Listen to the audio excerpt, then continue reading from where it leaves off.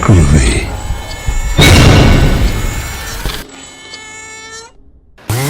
Eu sou o Batman. Quero um doce, quero um doce. E aí pessoal do canal Halloween, nesse vídeo de hoje a gente vai falar sobre o filme Coringa, uma obra-prima da DC Comics e da Warner Bros. Joaquin Phoenix baseou a sua risada no filme de vídeos que ele assistiu de pacientes com distúrbios mentais parecidos com o que ele tinha no filme. Se você reparar, é algo meio que dolorido de fazer, como se alguma coisa estivesse emergindo de Arthur Fleck, lutando para sair dele. É bem documentado já que ele perdeu 24 quilos para fazer esse filme. Essa encarnação do Coringa não tem relação nenhuma e nem cruzará o caminho de nenhum personagem do universo da DC atual. É um filme apenas. Se você reparar nos momentos de insanidade, o Arthur ele usa a mão esquerda para fazer as coisas. Quando ele tá escrevendo no diário alguma coisa insana, ele usa a mão esquerda. Quando ele tá usando uma arma, ele usa a mão esquerda. Mas em alguns momentos você vai ver ele usando a mão direita. Ou seja, nos momentos de lapso mental que ele tem durante o filme, ele usa a mão esquerda, como se fosse outra pessoa. Inicialmente, em setembro de 2017, a Warner Bros. Queria Martin Scorsese para dirigir esse filme e Leonardo DiCaprio como Arthur. Mas como tudo foi idealizado por Todd Phillips da trilogia Hangover desde o início, e DiCaprio estava comprometido com o filme de Quentin Tarantino Era Uma Vez em Hollywood, assim como Scorsese estava ligado ao irlandês, isso nem sequer foi uma opção. Joker teve um orçamento de 55 milhões de dólares e foi o primeiro filme para maiores a conseguir 1 bilhão de bilheteria. Joaquin Phoenix ele foi antes considerado para ser o Batman, na versão de Darren Aronofsky Batman Year One. Ele também acabou rejeitando Doctor Strange de 2016. A única cena que foi utilizado CGI nesse filme é quando Arthur Fleck anda em direção ao Arkham Asylum procurando por respostas do passado da mãe dele. Viggo Mortensen recusou o papel de Thomas Wayne e Alec Baldwin teve que desistir um dia antes de ser anunciado por conflitos de agenda para esse papel. Foi oferecido o papel de Sophie Dumont para Shailene Woodley,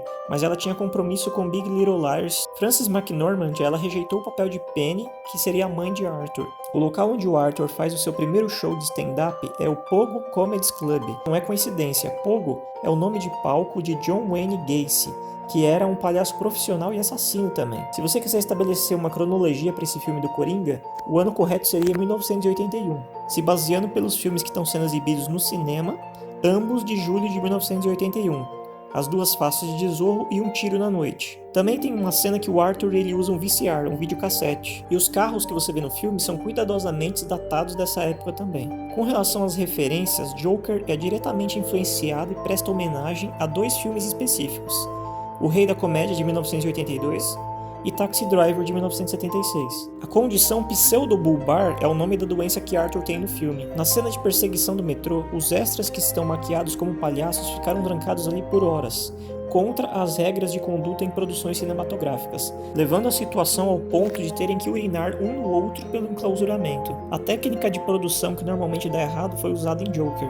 O roteiro estava sendo escrito durante as filmagens. Isso normalmente é receita para o desastre. Só que por conta da perda de peso de Joaquin Phoenix, eles não teriam tempo para refilmagens adicionais que normalmente ocorrem em filmes de super-heróis. Então o roteiro estava sendo trabalhado e quando as cenas ficavam prontas, eles filmavam no mesmo dia inclusive, memorizando as falas na cadeira de maquiagem. Por conta do corte inicial do filme ser de 155 minutos, muitas das cenas não usadas no filme podem ser vistas no material promocional. A cena de Arthur falando com Randall maquiado de palhaço na rua não tá no filme, mas se você pesquisar na internet você acha.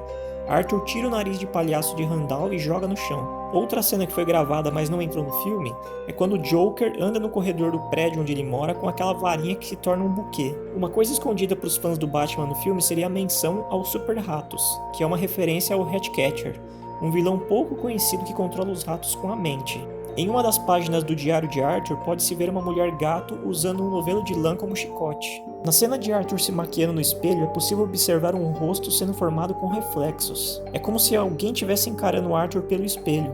Esse reflexo é uma referência ao futuro, como se Arthur já estivesse enfrentando o Batman desde o início. Robert De Niro ele já foi considerado para o papel de Charada em Batman Eternamente de 1995. A farmácia que aparece no filme é uma homenagem ao ator Ed Helms da trilogia Hangover. Pelo filme ser contado da perspectiva de Arthur, fica bastante claro que a gente não pode confiar nele. Ele se imagina em cenários e situações que gostaria que fossem reais, como ser considerado pelo seu apresentador de talk show favorito, ter um relacionamento com a moça do prédio. Se você pensar bem, todo o filme pode nem ter acontecido, mas sim ser um desejo de Arthur do que fazer com o mundo. Assim, tudo pode ter ocorrido na mente dele, e ele ainda não ter sido libertado do sanatório. Uma teoria que ganhou bastante força na internet e confirma isso que eu falei é a teoria dos relógios, que marcam a exata mesma hora, 11:11, como se todo o filme fosse um delírio de Arthur preso no sanatório o tempo todo. Assim, na sua cabeça, as ilusões que ele forma pegam elementos do presente para preencher as lacunas e espaços do ambiente. Porém, por mais que isso seja bizarro e ocorra em 3 momentos diferentes do filme, se você pesquisar, foi uma coisa que já foi descartado pelo diretor Todd Phillips. Ele falou que é só uma coincidência. Ao longo dos filmes do Batman, fomos levados a crer que Thomas Wayne era uma pessoa boa, mas em Joker, o pai de Bruce ele é mostrado como um político pouco agradável, e considerando seu poder, não é difícil que ele tenha forjado os papéis de adoção de Arthur e na verdade ser o seu verdadeiro pai. Vamos aprofundar isso. Wayne diz que a mãe de Arthur era louca, instável, porém após a morte de Penny, a gente vê o Arthur com uma foto com os dizeres "Amo seu sorriso, TW". É bem possível que seja verdade. TW é uma abreviação de Thomas Wayne. E para alguém com uma posição de poder que nem Wayne é visto no filme, um filho ilegítimo acabaria com tudo isso. Existem 3 indicativos dos delírios de Arthur, mas que raramente você pegaria de primeira porque o filme em si tem como plano de fundo a insanidade. Um deles seria quando Sophie sai com ele e vai assistir a performance bizarra de stand-up, mas parece não se importar com o comportamento de Arthur. E na cena onde ela pergunta para ele se ele a seguiu, ela o chama pelo nome, mesmo não tendo mostrado eles terem se conhecido propriamente antes do breve encontro no elevador.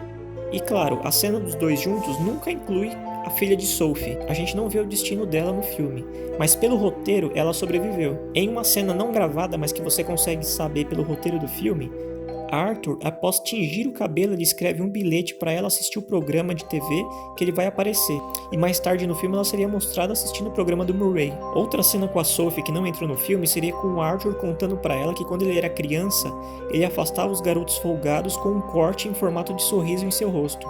E também uma outra cena que seria praticamente um final alternativo, quando a ambulância bate no carro que o Joker está sendo levado pela polícia e ele acorda no meio da multidão, ele pegaria pedaços de vidro do acidente e se cortaria, revivendo então a história que ele contaria para Sophie. Mas nada disso entrou no filme, ele apenas espalha o sangue pelo rosto. A funcionária do governo que cuida do progresso e das receitas de Arthur tem o nome Deborah Kane, que em Batman The Ultimate Evil é encarregada de lidar com casos de crianças que sofreram abusos, como no caso de Arthur. Em um dos finais, em versões anteriores do roteiro, após o assassinato de Murray, Arthur foge do estúdio e durante o protesto nas ruas, as pessoas invadem a mansão Wayne e executam os pais de Bruce na rua. O garoto se esconde e é achado no dia seguinte por Alfred. Arthur então conseguiria atrasar o progresso da polícia alguns dias e vai ao enterro dos Waynes, e lá ele é reconhecido. Essa cena dele no cemitério foi até gravada, mas não entrou no corte final do filme. Ele tenta fugir, é atingido por um carro e então preso. Outro final escrito, mas que não foi usado,